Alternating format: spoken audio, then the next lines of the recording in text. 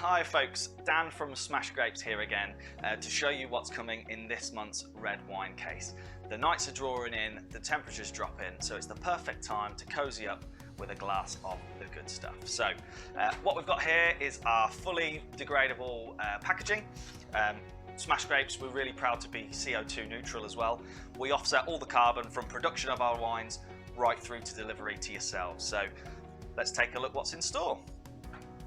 First up, we've got the Rame Selección. So this is a Garnacha from Campo de Borja. It's a lesser known region of Spain.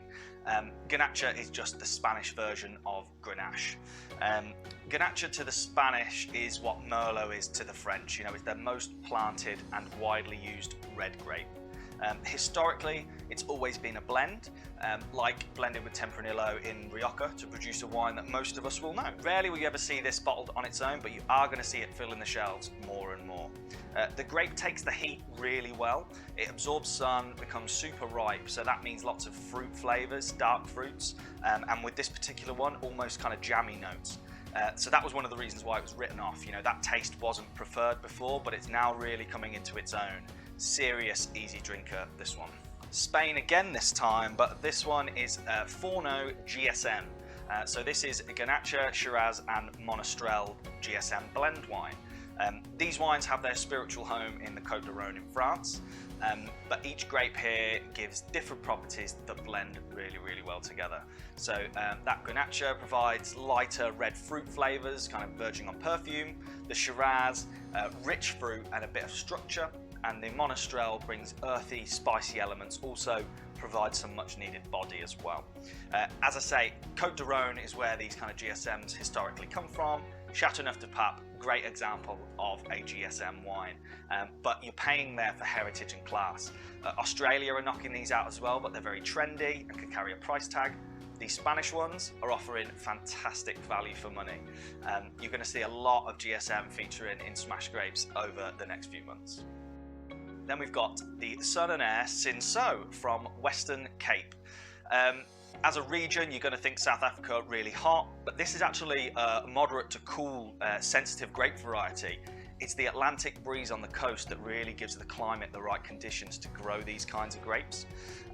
It's French, but being grown in South Africa. And they have very much made it their own. In France, this grape is blended with Garnacha to provide the Provence rosés, you know, those nice blush French rosés that you think of from the Riviera. Here on its own, it's highly unlikely you'd see it produced this way in France, but in South Africa, it's becoming very, very popular. Super light, super pretty, and really kind of perfume, Parma Violet, almost candy floss vibes in this. If you're feeling brave, just try to chill it a little. Not icy cold like a white wine, just take the edge off of it.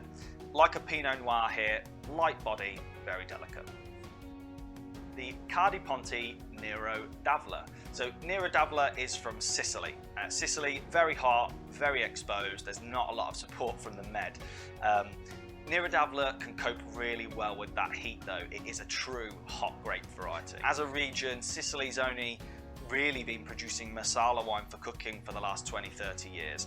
As I said, that heat and soil combo is perfect for ripening grapes, which is almost too perfect. So still relatively unheard of, so you're getting great value for money here. Good sign of an Italian restaurant if they've got a Nero d'Avola on the menu. Even better if it's their house wine. They really know their stuff. Mucho Mas Merlot now this time. This is a Merlot from Chile. Like so many varieties, Chile's become known for great quality and great value Merlot. And whilst Merlot is considered to be a very much middle of the road red grape, you know, medium body, medium alcohol, and arguably to some medium in flavour, what Chile do is they use their environment to really turn the dial on the grape. So things like altitude, sea breeze, exposure to sun. And that gives the grape plenty of time to grow and be really happy. In doing that, it develops a lot of bramble fruit flavours and its signature plum, which is a telltale sign of a Merlot. This is a great all-rounder. Finally, we've got the Peculiar Mr. Pat from Southeast Australia. Again, a Merlot this time. Australia, you're probably thinking super hot climate, but actually the region here benefits from the cooling effects of the Murray River. The grapes are planted on the banks of the river, so the water takes the brunt of all that heat and it allows the area to grow more temperate, moderate grapes. Not all Australian reds are big, bolshy and in your face, but what the heat does here is supercharges what we love about Merlot. The environment means it's slow ripening, which means the tannins in the skin really mellow out. Dan, what does that mean in English? Well, this has got a really silky, almost velvet-like texture. So lots of red, rich, dark fruits, verging here into chocolate kind of coffee tones as well. This is a perfect example of how the same grape variety can be completely different in two countries, and why you should never write off a single variety. What makes them so different? Well, as I say, it's that sun, heat, breeze, soil. You've got those to thank for it. So that's our 6 red wines this month. We dispatch on the 28th, so you've still got time if you want to grab yourself 6 bottles of fantastic wine. Happy drinking.